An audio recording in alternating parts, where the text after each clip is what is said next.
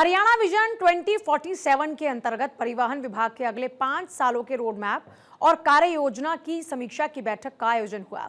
बैठक की अध्यक्षता मुख्यमंत्री नायब सैनी ने की और इस बैठक में मुख्य सचिव अनुराग रस्तोगी, परिवहन विभाग के अतिरिक्त मुख्य सचिव राजाशेखर बुंडरू, डिपार्टमेंट ऑफ फ्यूचर की प्रधान सचिव श्रीमती अमनीत पी कुमार, मुख्यमंत्री के ओएसडी और स्वर्ण जयंती हरियाणा राजकोषीय प्रबंधन संस्थान के महानिदेशक डॉक्टर राज नेहरू और परिवहन आयुक्त अतुल कुमार सहित अन्य अधिकारी भी उपस्थित थे।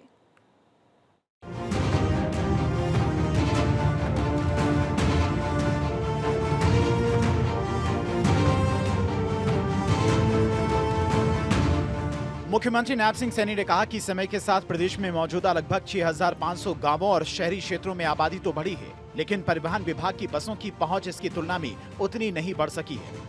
विभाग नई जरूरतों के अनुसार पूरे प्रदेश का रूट प्लान तैयार करे और हर गांव तक बसों की पहुंच सुनिश्चित करने की योजना तैयार करे, ताकि विद्यार्थियों व महिलाओं के साथ साथ कामकाजी व्यक्ति भी बसों का अधिक से अधिक प्रयोग करें और निजी वाहनों के प्रयोग में कमी आए। गांवों का सर्कल बनाकर आपस में बसों को जोड़ा जाए। जरूरत हो तो इसके लिए पुरानी पॉलिसी में संशोधन भी किया जा सकता है। सरकार परिवहन विभाग को ऐसा बनाना चाहती है कि 1 साल बाद हम कह सकें कि हमारा एक भी गांव ऐसा नहीं है जो बस सेवा से जुड़ा ना हो।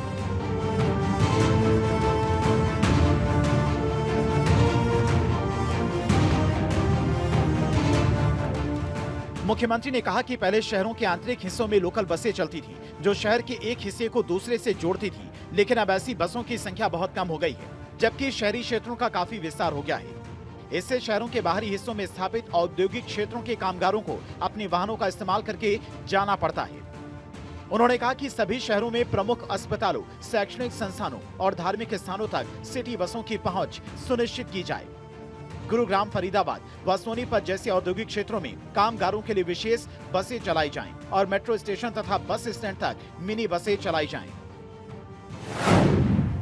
मुख्यमंत्री ने कहा कि हरियाणा में सभी बसों को रेलवे की तर्ज पर ट्रैकिंग सिस्टम से जोड़ा जाए, ताकि यात्री ऐप के माध्यम से देख सके कि कौन सी बस इस समय कहां है और किस स्टॉप पर किस समय पहुंचेगी। प्रत्येक बस की डिपो से चलने के बाद रियल टाइम लोकेशन दिखाई देनी चाहिए। इसी प्रकार बसों में सीसीटीवी कैमरे भी लगाए जाएं, जो कंट्रोल रूम से जुड़े हों। बसों में पैनिक बटन भी लगवाए जाएं, ताकि आपात स्थिति में महिलाओं की सुरक्षा सुनिश्चित हो सके। नायब सिंह सैनी ने कहा कि परिवहन विभाग के द्वारा भविष्य में अधिक से अधिक इलेक्ट्रिक बसें ही खरीदी जाएं। इनके चार्जिंग के लिए मजबूत आधारभूत ढांचा विकसित किया जाएगा।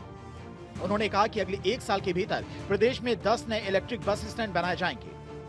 बस स्टैंड पर सवारियों के लिए जहां पर इलेक्ट्रिक बस खड़ी होगी, वहीं पर उनके चार्जिंग प्वाइंट लगवाए जाएं। बस में सवारियों के चढ़ने और उनकी टिकट कटने के दौरान ही बसों को चार्ज करने की व्यवस्था की जाए। हर जिले व हर शहर में अधिक से अधिक इलेक्ट्रिक बसें चलाई जाएं।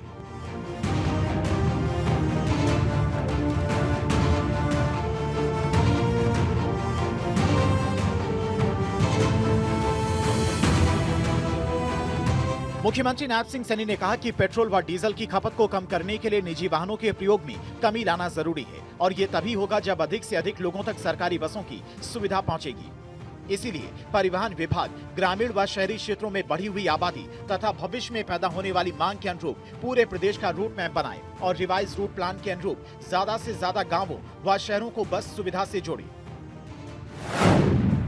नायब सिंह सैनी ने प्रदेश में हैप्पी कार्ड योजना की समीक्षा करते हुए कहा कि अब तक लगभग 20 लाख व्यक्तियों को हैप्पी कार्ड दिए गए तथा 20 लाख नए कार्ड जल्द वितरित किए जाएंगे।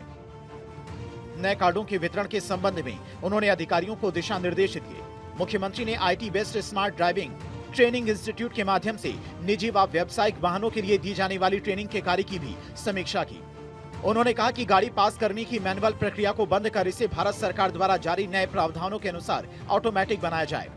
उन्होंने कहा कि गाड़ी पास करने के लिए प्रतीक्षा में लगने वाले समय को कम किया जाए।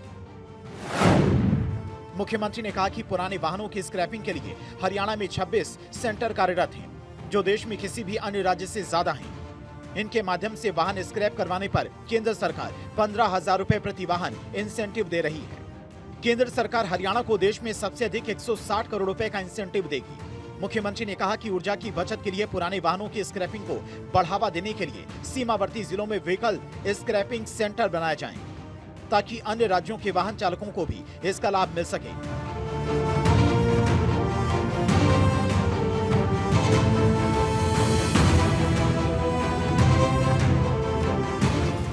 मुख्यमंत्री ने कहा कि प्रदेश में इसी साल प्रदेश स्तरीय यूनिफाइड कमांड कंट्रोल सेंटर बनाया जाए, जहां से सभी सरकारी व निजी बसों की मॉनिटरिंग की जा सके। उन्होंने कहा कि हरियाणा में सभी बस स्टैंड को भविष्य की जरूरतों के अनुसार अपग्रेड किया जाए। जहां बस स्टैंड नहीं है अथवा नए बनाने की जरूरत है, वहां आधुनिक सुविधाओं से युक्त बस स्टैंड बनाए जाएं, जिनमें एसटीपी व ईटीपी आदि का प्रावधान न हो। चंडीगढ़ से डॉक्टर थानेश्वर शर्मा की रिपोर्ट, भारत 24।